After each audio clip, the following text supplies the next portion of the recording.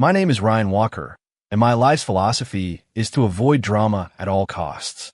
That philosophy went up in flames the day Chloe Fisher slapped a note on my desk, and the entire lecture hall lost its mind. "Ryan," she said, "I'll give you 3 days to think it over." I figure it was just another one of the Campus Queens games. The next day, she moved into the apartment across the hall from me.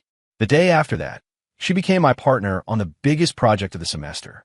And now, she has me cornered in the stairwell, her eyes shining with a terrifying intensity. "The offer expired," she whispered, leaning in. "But for you, I'll let you jump the line." 1. My name is Ryan Walker. I'm a junior in the design program, and my favorite thing in the world is peace and quiet. Lately, though, that's been in short supply. And it's all Chloe Fisher's fault. It started on a Monday morning. I slipped into class just as the lecture was starting, but my usual slacker seat in the back was already taken. I had no choice but to grimace and take the only open spot, front row center. The professor was droning on when I felt a poke on my arm. It was Chloe, the star of our department, the girl half the guys on campus would kill for a date with. Basically, someone from a different planet. She didn't say anything, just slid a folded-up sticky note onto my textbook. It was pink. My stomach dropped. Nothing good ever comes from a pink sticky note. I figured she wanted to borrow my notes or ask about an assignment, so I unfolded it. Inside was a single line of neat but forceful handwriting. "Ryan, I think you're pretty cool. Want to give this a try?" I nearly choked on my own spit. My head snapped up to look at her. She was propping her chin on her hand, her eyes curved into a crescent moon smile, like a fox who'd just cornered a rabbit. The professor's gaze swept over our row, and I quickly crumpled the note into a ball and shoved it deep into my jeans pocket. For the rest of the lecture, the back of my neck burned. I could feel her staring at me the entire time. The second the bell rang, I grabbed my bag and made a break for it. Chloe's hand shot out and snagged my backpack strap. "Hey, what's the deal? You see my note and run." "No deal," I muttered, tried to yank my bag free. She had an iron grip. "Okay, then give me a straight answer," she said, stepping in front of me and tilting her head up to look me in the eye. Sunlight streamed through the window, making the flyaways in her hair glow like a halo. The few students still lingering in the classroom were already starting to whisper. "What's going on? Is that Chloe Fisher and Ryan Walker?" "No idea. Why is she even talking to him?" My scalp prickled. "Chloe, don't mess around." "Who's messing around?" Her smile vanished, replaced by a look of surprising seriousness. "Ryan, I'm giving you 3 days to think about it." "Think about what?" "About being my boyfriend, obviously," she said, as if it were the most natural question in the world, like asking if I'd had lunch yet. I didn't answer. This scenario was so far outside my emergency preparedness plan, I didn't know how to react. She didn't seem to mind. She leaned a little closer, and I caught a faint, clean scent of citrus. 3 days. I'll come get your answer then." With that, she let go of my backpack, gave me a little wave, and walked away, leaving me standing at the classroom door like an idiot. The crumpled up note in my pocket felt like it was burning a hole through my thigh. 2. Back at the dorm, my roommates were in the middle of a loud and chaotic gaming session. The second I walked in, our RA Ben let out a whoop. "Dude, Walker, you're famous." My heart sank. Another roommate shoved his phone in my face. It was the campus gossip log. The latest post was a high-res photo of me in the classroom, backpack strap in Chloe's hand. The caption read, "Shocker, Design Department's Ice Queen Chloe Fisher publicly chasing a mystery man. Anyone know who this guy is?" The comments section was already a war zone. "Isn't that Ryan Walker? He's usually flying under the radar. Chloe has unique taste, I guess. I'll bet a six-pack they're done in 3 days. +1. Isn't Chloe famous for her short attention span?" I pushed the phone away and collapsed into my desk chair. Ben sidled up, waggling his eyebrows. "Not bad, man. How'd you bag the campus queen without any of us knowing?" "Share your secrets." "The secret is to stay away from her." I grumbled. "Stop playing coy. What's it feel like? What's it feel like?" One word, trouble. Chloe Fisher was the center of attention wherever she went. Me? I just wanted to be a ghost, quietly working on my art in a forgotten corner of the library. We were two parallel lines she was hell-bent on twisting into a pretzel. It defied all logic. For the next 2 days, I moved like a spy. I peek out my door before leaving, stick to the least traveled paths on campus. I skipped the dining hall entirely, surviving on granola bars from my room. But Chloe seemed to have forgotten all about it. She never showed up. I started to relax. Maybe it was just a whim. Maybe she'd already moved on. On the third afternoon, I had to drop off some paperwork at the department office. I crept to the door, mission accomplished, and turned to flee, and ran straight into someone. Chloe. She was leaning against the wall, arms crossed, like she'd been waiting for a while. Hiding from me? No, I lied, my voice cracking. 3 days are up, Mr. Walker. She glanced at her watch. So, what's your answer? I took a deep breath, ready to recite the rejection speech I'd been practicing. It was the standard, "You're amazing, I'm not good enough for you. I hope you find what you're looking for" template. Before I could get a word out, my phone rang. It was my mom. I picked up. "Winay, you'll never guess what happened. The people across the hall moved out, and a new neighbor just moved in today. Turns out she goes to your school. Her name is Chloe Fisher. Do you know her? Such a sweet, beautiful girl. I told her if she needs anything at all, she should just ask you." My jaw went slack. Chloe watched my expression turn to stone, and her smile grew even more fox-like. She dangled a set of keys from her finger. Fancy that, new neighbor. My perfectly crafted rejection speech died a silent, pathetic death. My mom enthusiastically invited Chloe over for dinner. At the table, she never stopped piling food onto Chloe's plate. "Chloe, dear, you come over anytime. Treat this like your own home." "Thank you, Mrs. Walker. This is the best pasta I've ever had." Chloe's compliments were sweeter than honey. My dad chimed in from the side. "Ryan, you make sure you look after the young lady. Good neighbors are hard to find." I just kept my head down and shoveled pasta into my mouth, feeling like every noodle was part of a grand conspiracy. After dinner, my mom made me walk Chloe back across the hall. We stood between our two front doors under the dim hallway light. "Do you believe me now?" "I'm not kidding," Chloe asked, leaning against her doorframe. "What do you even want?" I genuinely didn't get it. "We barely know each other. So we can get to know each other," she said like it was obvious. "I like your face and your personality. Well, you're a little quiet, but you seem like a good guy. But mostly, the way you ran away from me was really, really cute." "What kind of reason was that?" "Chloe, I'm not a toy. I'm not playing with you." Her playful tone disappeared. "I'm serious. We're from different worlds. Did you buy the map? You don't get to decide that." She had me there. I was speechless. "Ryan," her voice softened. "Just give a shot. What's the worst that could happen?" The hallway was quiet enough to hear her breathing. That citrus scent drifted over again. My heart started beating a little too fast. "We're just neighbors. Don't get any ideas." I unlocked my door and escaped into my apartment. As the door clicked shut, I heard a soft, laughing goodnight from across the hall. Being my neighbor gave Chloe the perfect excuse to be relentless. For instance, at 7 in the morning, my doorbell would ring like clockwork. I'd open the door to find Chloe, dark circles under her eyes, holding out a coffee. "Morning, neighbor. We're heading the same way. Want to walk to campus together?" "We're not. I don't have a class this morning." "Oh, my mistake." "Well, I already bought the coffee, so you might as well take it." She'd shove the cup into my hand and turned to press the elevator button. The cup was still warm. It was Americano, black, no sugar, no cream. How did she know? Another time, I was at the grocery store on a Saturday. As I pushed my cart through the aisles, I had a chance encounter with her. She looked into my cart and frowned so hard her eyebrows nearly touched. "Ryan, is your life plan really to subsist entirely on ramen and cereal? It's efficient." Without another word, she started tossing things into my cart. Broccoli, chicken breasts, a carton of eggs. "You need a balanced diet or you'll go bald." At checkout, she insisted on separating her items from mine. "We're going Dutch," she said with a serious face. "I may be pursuing you, but we need to keep our finances clear." I stared at the pile of healthy food on the conveyor belt that was obviously for me and didn't say a word. The final straw was when the department posted the teams for the new corporate partnership project. My name, Ryan Walker, was listed right next to Chloe Fisher. Our supervising professor even pulled me aside for a chat. "Ryan, Chloe is brilliant with the design software and has a ton of creative ideas. The two of you will complement each other perfectly. I'm expecting great things from this team." I looked over at Chloe, who was standing beside the professor with an expression of pure, innocent surprise. Could there be any more coincidences? 5. The project had to be done. There was no escaping it now. We agreed to meet in a study room at the library.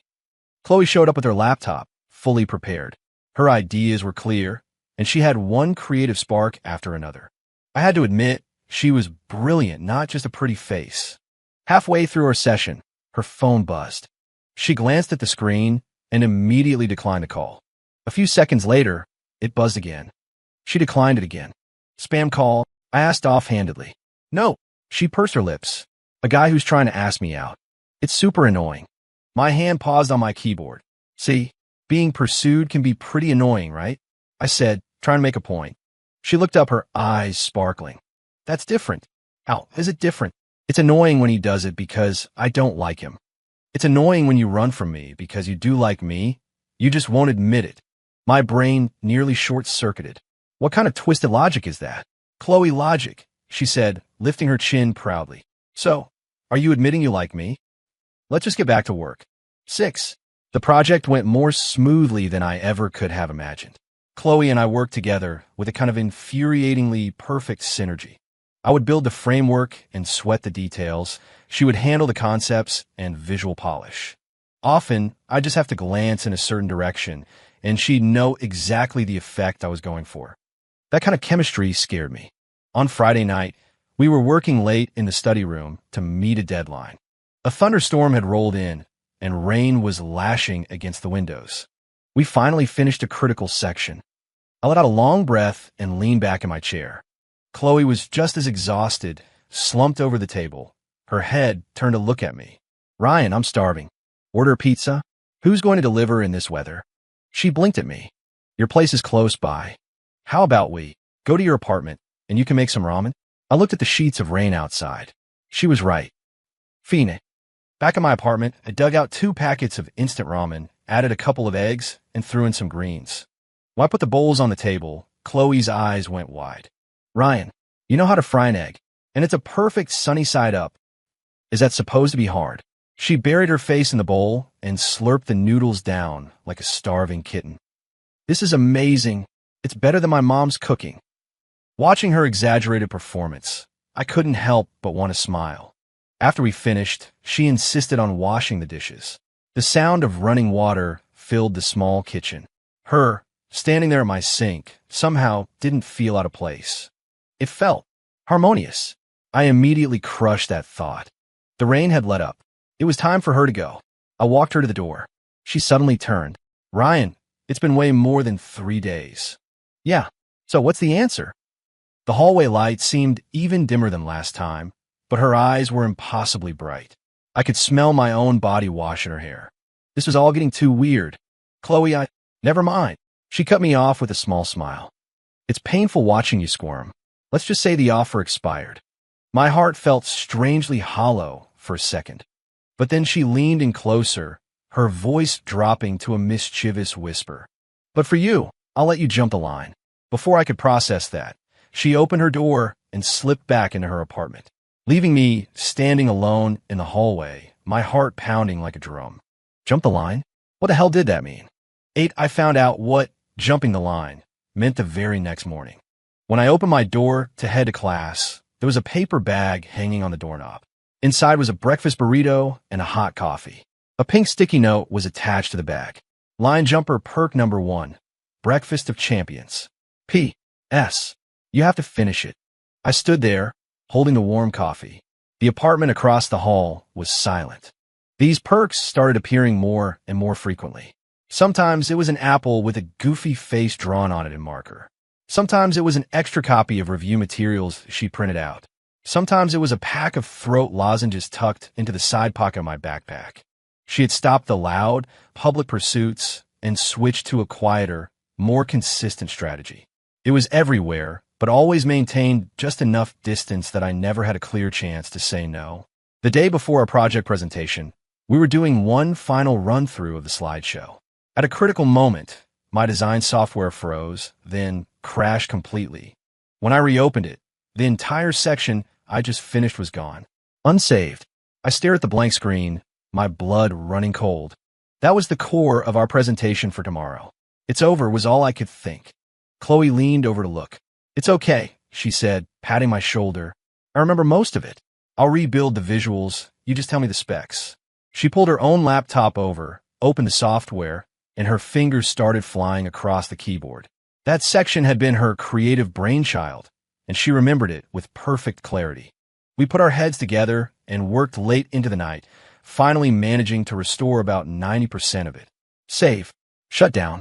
I was so tired I could barely keep my eyes open. Thanks, I said, and I meant it. You're welcome, she replied with a yawn. Come on, your personal escort will see you home. 9. The presentation was a huge success. Our proposal received the highest score in the class. Our professor was beaming, showering us with praise. When we walked out of the classroom, the sun was shining. For the first time in a while, I felt light and carefree. Hey, Ryan, we should celebrate, Chloe said, nudging me with her elbow. Ow, you could treat me to dinner. I was the hero of this project after all. I thought about it. She really had saved my neck. Okay, what do you want to eat? Her eyes darted around mischievously. I want you to cook for me. Something a little more advanced than instant ramen. I looked at her hopeful face, and the words of refusal that had formed on my lips just melted away. I don't have any groceries. Then let's go get some. We went to the big supermarket near campus. Chloe pushed the cart, weaving through the aisles with infectious excitement. Ryan, look at these shrimp.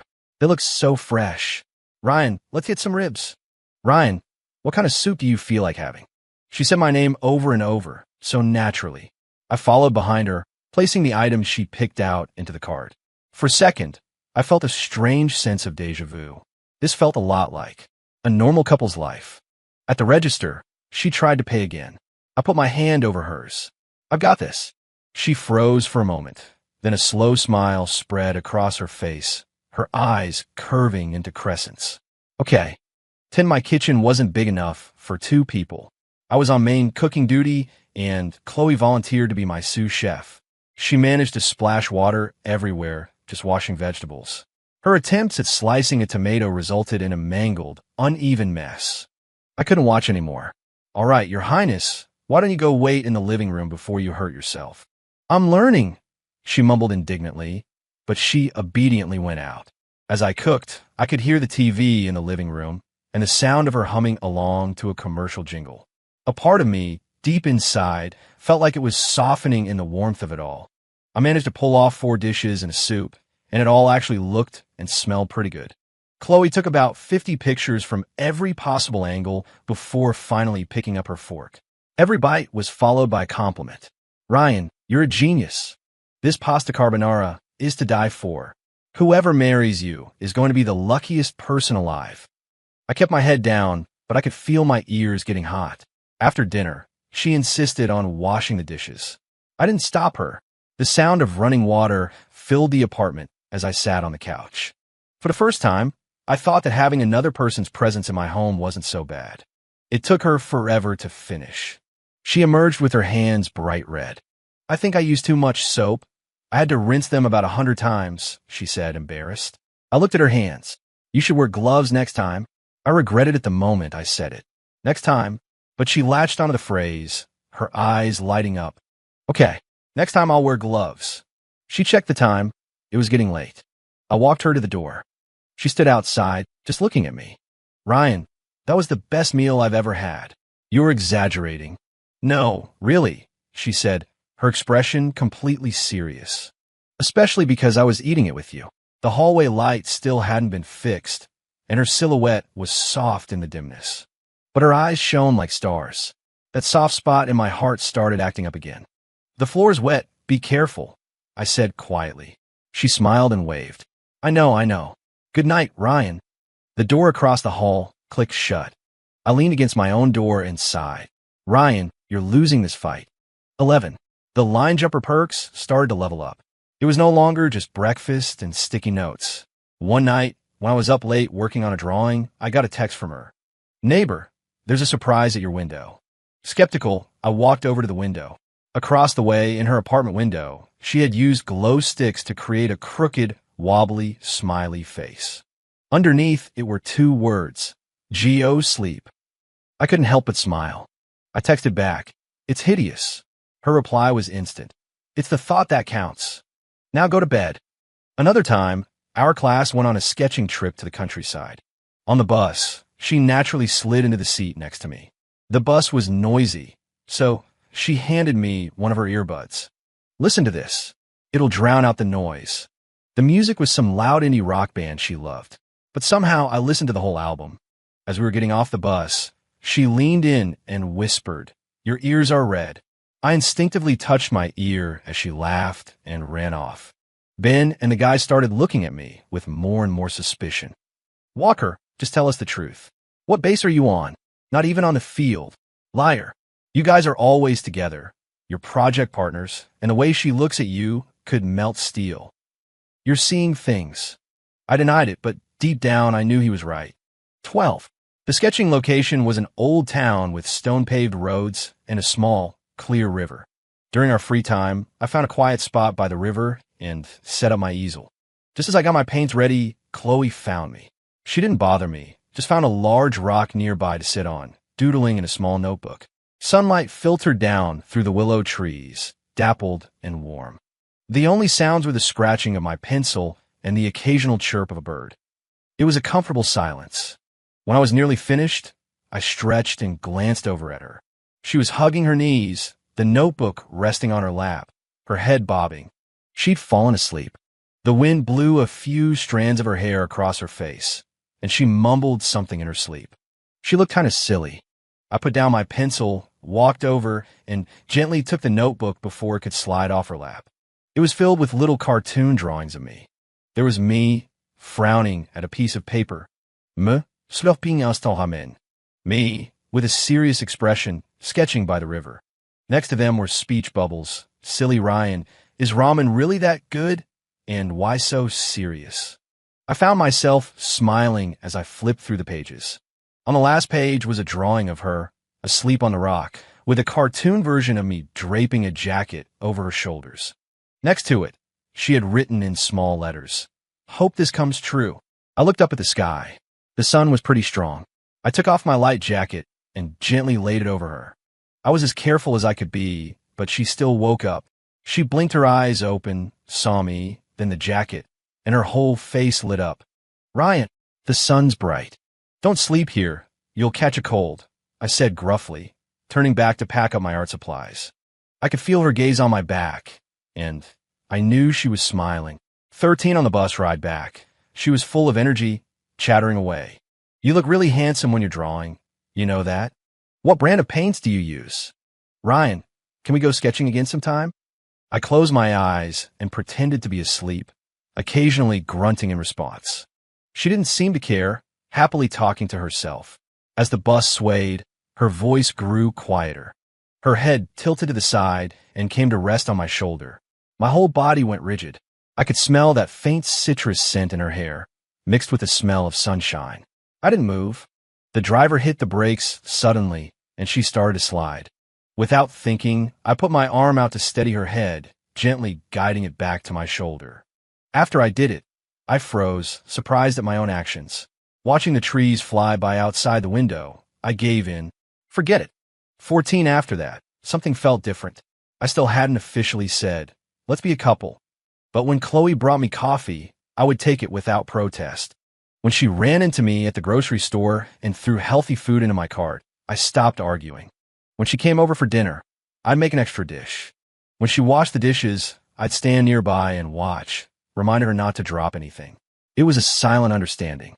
Until her birthday, she started dropping hints a week in advance. "Ryan, next Friday is a very special day, you know." "Uh-huh. That's it? Just uh-huh. I know." She huffed and walked away. The truth was, I'd already gotten her a gift. A delicate silver chain with a small gear for a pendant, because she always said I was like a precise but stubborn machine part. On her birthday, she invited a bunch of friends to a karaoke bar. I went too. The room was painfully loud. She was surrounded by her friends, laughing and having the time of her life. When it was time for the cake, everyone started chanting for her to make a wish. She closed her eyes, looking incredibly serious. Then she opened them and looked right at me, her eyes sparkling. After she blew out the candles, she was flooded with gifts. When she got to mine, her movements slowed down. She opened the box, saw the necklace, and a smile she couldn't contain spread across her face. "Help me put on," she said, handing it to me. She turned around and lifted her hair.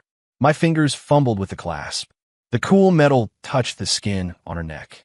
She turned back around, her fingers tracing the small gear. "Is it pretty?" she asked. The light in the karaoke room was dim, the lyrics on the screen casting shifting colors on her face. "Yeah, it is," I said. She beamed, then leaned in close, her voice a whisper against the booming music.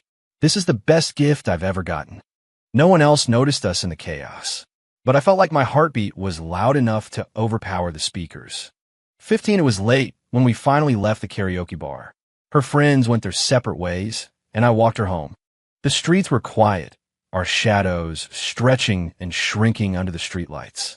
She'd had a little too much to drink and was clinging to my arm, her steps unsteady. "Ryan, I had so much fun today." "Good. Guess what I wish for?" "It won't come true if you say it." "Oh, right." She quickly covered her mouth, her eyes crinkling with laughter. We got to her apartment building. The cool night air seemed to sober her up a bit. "Let's go up," I said. She stood still, looking up at me. "Ryan, what are we, right now?" The question I'd been avoiding. I looked at her, saying nothing. The light in her eyes slowly started to fade. "Never mind. Forget I asked," she said, letting go of my arm and turning toward the elevator. I grabbed her wrist. She turned back. "You talked about jumping the line," I said, pausing. "So, did a line jumper make it?" Her eyes lit up again, brighter than the disco ball at the bar. "You tell me." The elevator doors opened to an empty car. I pulled her inside. As we ascended, the floor numbers ticking up, the only sound in the small space was our breathing. "Chloe." "Yeah." "Stop swaying. Stand still." "Okay." She leaned against me obediently, her fingers still tightly laced with mine. The elevator dinged. The doors opened. I let go of her hand and walked out. She followed behind me. When we got her door, she took out her keys but didn't unlock it right away. "Ryan." I turned. She suddenly stood on her toes and gave me a quick, firm kiss on the cheek. Then she scrambled to unlock her door and ducked inside, leaving it open just a crack. "Good night, boyfriend." The door slammed shut. I stood in the hallway for a long moment. I raised my hand to my cheek. It still felt warm. 16. With the title official, Chloe became even more shameless. The subtle line jumper perks turned into blatant public displays of affection. In a 100-person lecture, she would insist on sitting next to me and then insist on holding my hand under the desk. I'd pull away. She'd grab it again. "It's legal now," she'd whisper, completely serious. While the professor lectured, she'd trace patterns on my palm with her fingernail. She drew a heart. My palm tingled, and I didn't hear a single word of the lecture. At the dining hall, she would demand a bite of my food. "Yours looks better. Give me some." Then she'd just reach her fork over into my plate. The other students would give us knowing looks. Ben and the guys would just start catcalling. "Whoa, Walker, get a room." Chloe would just smile sweetly and reply, "Jealous. Go find your own." I just keep my head down and eat, feeling my face flush. But I didn't hate it. 17. The piece didn't last long. Trouble, as I predicted, finally arrived. The guy who'd been chasing Chloe, Blake, found out we were together. He cornered me at the basketball court. I had just finished a game and was covered in sweat. Blake and a few of his buddies blocked my path, and they didn't look happy. "Walker, we need to talk. If you have something to say, say it." "You and Chloe. For real?" "Yeah." His face darkened. "What's so special about you?" I had no idea how to answer that. Ben and my other roommates came over. "Blake, what's your problem?" The tension was thick. Suddenly, Chloe came running up out of breath. Someone must have tipped her off. She planted herself directly in front of me. "Blake, will you get a rest? Who I'm with is none of your business." Seeing Chloe protecting me like that, Blake's expression turned even fouler. "Chloe, you picked this quiet loser?" "Yes, I did. And he's 1,000 times better than you." Chloe shouted. "If you ever bother him again, you'll have to deal with me." Blake stared at us for a few seconds, then let out a cold laugh and walked off with his friends. Chloe finally turned to me, looking me up and down. "Are you okay? Did he do anything to you?" "I'm Fine." I looked at her flushed, angry face and my heart softened. "How'd you get here so fast?" "Ben texted me." You think I was going to let him get away with that? She said, glaring at me. If he ever comes near you again, you call me immediately. I reached up and wiped a bead of sweat from her forehead with my sleeve. Okay. She froze for a second, her face turning a little red. Ben and the guys started making exaggerated, gagging noises. Oh my God, I can't watch this. 18. After the incident with Blake, our relationship was basically public knowledge. The campus forums were buzzing for a few days. There were opinions of all kinds. Some people were happy for us. Some were taking bets on how long we'd last, and most were just there for the drama. I didn't bother reading any of it. Chloe, on the other hand, read every single comment with relish, even reading them out loud to me. Listen to this one. Ryan must have saved the galaxy in a previous life. See, they get it. And this one, just waiting for the breakup. Ugh, they can wait forever. I took her phone and locked the screen. Stop reading that stuff, it's dumb. It's not dumb, it's hilarious, she pouted. Anyway, now that you're my official boyfriend, you need to do boyfriend things. Like what? Dates. We have to go on dates. Movies. Shopping. That's what normal couples do. I felt a headache coming on. Can we pick something quieter? Like studying together at the library? That I can do. And so, we spent our weekend at the city library. It was a complete failure. We got zero studying done. Every few minutes, she'd poke me to show me a funny meme. Then she'd rest her head on my arm and whisper, "I'm sleepy." Then she'd pass me a note. "Boyfriend, you look really handsome when you're focused." I looked down at her neat handwriting, then at her big, blinking eyes and sighed. I closed my book. "Okay, we're done here. Let's go." "Where are we going?" she asked, instantly perking up. "I don't know. Just for a walk." 19, we ended up just wandering the streets. No destination, just a slow walk down a tree-lined avenue. Her hand was small and soft in mine. It was fall, and the leaves were turning yellow. They rustled as they fell from the trees. She'd run ahead to stomp on them, delighting in the crunching sound. "Ryan, look, that leaf looks like a heart." "Ryan, can we get some of those roasted chestnuts?" "Ryan, look, they're selling balloons." She had the boundless energy of a child. I followed behind her, paying for things, holding her stuff. She walked on, holding a balloon and eating chestnuts, a smudge of sugar at the corner of her mouth. "Here, have one," she said, holding up a perfectly peeled chestnut to my lips. I leaned down and ate it. It was sweet. "Good, right?" she asked, her eyes shining. "Yeah." Satisfied, she skipped ahead, humming a tuneless song. I watched her back, her ponytail swinging with every step, and I suddenly thought that these noisy, chaotic days weren't so bad after all. 20, we found a bench in a small park and sat down. The setting sun painted the sky in shades of orange and red. She leaned against me, playing with the string of her balloon. "Ryan, do you think we'll ever fight?" "Probably."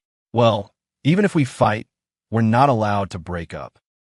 "Okay, pinky promise," she said, holding out her little finger. It felt childish, but I hooked my finger around hers. "Seal it," she said, pressing her thumb to mine. After the ritual was complete, she seemed to relax and lean back against me. "Ryan, I like you." The wind rustled the leaves in the trees. I didn't say anything. I just pulled her a little closer. Some things don't need to be said out loud. She seemed to understand. She gave a small, contented laugh and didn't press the issue. The balloon string was wrapped around her finger, swaying gently in the evening light. Just like this moment. Simple and incredibly peaceful. 21, graduation season arrived like a sudden storm. A feeling of farewell began to permeate the campus. Graduation photos, signing yearbooks, final dinners with friends. Chloe was a year behind me, but she seemed more anxious than I was. She'd follow me around, asking, "Ryan, how's the job search going? Ryan, which city is that company in? Ryan, do they provide housing? Is it nice?" I had landed a pretty good offer with a design firm in a major city, but it was far from where we went to college. Chloe still had another year of school left. This problem was a small, hard pebble stuck between us. One evening, we were taking a walk around the athletic track. She was kicking at the rubber pellets, quiet for a long time. "What's wrong?" I asked. She stopped and looked up at me, her eyes looking a little wet in the dark. "You're leaving, Ryan." "Yeah, I start next month." "It's so far away," she said, her voice muffled. We won't be able to see each other whenever we want. I took her hand. There are holidays, and we can video chat. It's not the same. She pulled her hand away, then immediately grabbed it back, clutching it tightly. Long distance is hard. What if you get distracted by all the exciting things in the big city and you don't want me anymore? I looked at her, her face a mask of serious concern. I wanted to laugh, but my heart also ached for her. I won't. How do you know? There are so many pretty girls out there. Because I paused, looking her directly in the eye. Dealing with you is enough trouble for one lifetime. She stared at me for a second, then punched my arm lightly. Hey, am I that much trouble? The most trouble, I said, nodding seriously as I pulled her into a hug. Which is why I have to keep an eye on you. So, you don't go bothering anyone else. She was quiet in my arms for a few seconds, then she whispered, You'd better keep your word. 22 The last few weeks before leaving were a blur. Finalizing paperwork, packing boxes, saying goodbye to my friends. Ben slapped me on the back. Walker, you go out there and kill it. We'll all come crash on your couch one day. Chloe was a whirlwind of efficiency, helping me pack. She organized all my design sketches perfectly, complaining as she worked. Ryan, is this supposed to be me? Why did you make me look so weird? This one's okay. Wait, when did you draw this? She held up a sketch. It was the one from the riverbank, of her asleep. I'd been pretty detailed, even capturing the few strands of hair that stuck up. I felt a little embarrassed and tried to take it back. It was just a random doodle. She dodged, clutching the drawing to her chest. This one's mine now. No take-backs. While clearing off the top of my bookshelf, she found a small box. What's this? Hiding treasure. It was the box from the necklace I'd almost given her for her birthday. After I gave her the other one, I just tossed the empty box up there. She opened it. It was empty, but on the inside of the lid, in tiny pen script, was a line I'd almost forgotten I'd written. I hope she's always this happy. I'd scribbled it down on a whim the day I was wrapping it. Chloe stared at the words for a long time. Then she closed the box, placed it gently back on the shelf, and didn't say a word. She went back to packing, but the tips of her ears were red. 23 The night before I left, we had dinner at my place. The apartment was barren, which made it feel huge and hollow. We ordered takeout and sat on a picnic blanket on the living room floor. Just like that first time she'd come over for ramen. The mood was a little somber. After we ate, she helped me do a final check. Got your charger? Yep. Basic medicine. Packed. ID, bank cards. All set. She looked around the empty apartment. There was nothing left. Okay, let's go, she said, standing up, her voice artificially cheerful. I'll walk you to the station. I reached out and took her hand. Chloe, yeah.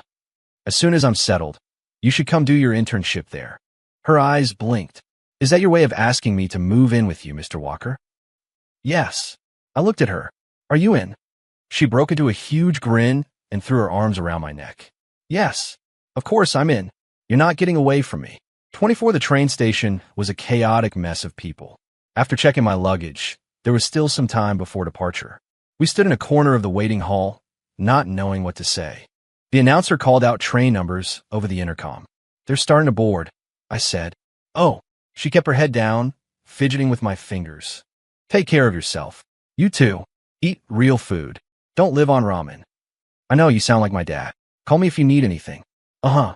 The final boarding call echoed through the hall. I picked up my backpack. I'm really going now. She suddenly looked up. Her eyes were red, but she was fighting back tears. Ryan, she sniffled. Lean down. I did as she asked. She gave me a quick, hard kiss. There. It's sealed. You're mine now, so you'd better behave yourself out there. I looked at her, trying so hard to be fierce, and my heart melted. Okay. I turned and walked toward the gate. I didn't look back. I knew if I did, she would start crying, and I probably would too. 25 New city, new job. Everything was starting from scratch. The apartment I rented was tiny, but it had a south-facing window. I put a photo of me and Chloe on my nightstand. The first thing I did every day after work was call her. She would show me the new coffee shop that opened near campus, show me the latest weird gadget she bought, and fill me in on all the gossip. I would show her the still mediocre dinners I cooked for myself and the city lights from my window. The days flew by in a stream of video calls and text messages. We fought sometimes. Over the time difference, over me getting busy and forgetting to reply, over her feeling like I didn't miss her enough. But after every fight, she was always the one who couldn't stand it anymore and would send a goofy sticker to make peace. Or I would order a bouquet of flowers to be delivered to her dorm. The hardship of being apart was real, but knowing someone was waiting for you on the other end made everything feel full. 6 months later, I was finally getting the hang of my job. I did well on a major project and got a nice bonus. The first person I called was Chloe. I got my bonus. Wow. Congratulations, boyfriend. How are you going to celebrate?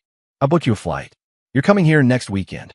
There were 3 seconds of silence on the other end of the line, followed by a piercing scream. Are you serious? Oh, Ryan, I love you. The day she arrived, I got to the airport 2 hours early. When the arrivals board flashed, landed, my palms started to sweat. I scanned the crowd pouring through the gates, and I saw her immediately. She was wearing a bright yellow sweater, pulling a suitcase, her head whipping back and forth. When she saw me, her face lit up. She let go of her suitcase and ran, crashing into me like a cannonball. Ryan, I missed you so much. I held her tight, breathing in that familiar citrus scent. The empty space in my chest was finally full again. Yeah, I said, my voice thick. I missed you too. 27 that weekend, I showed her my new city.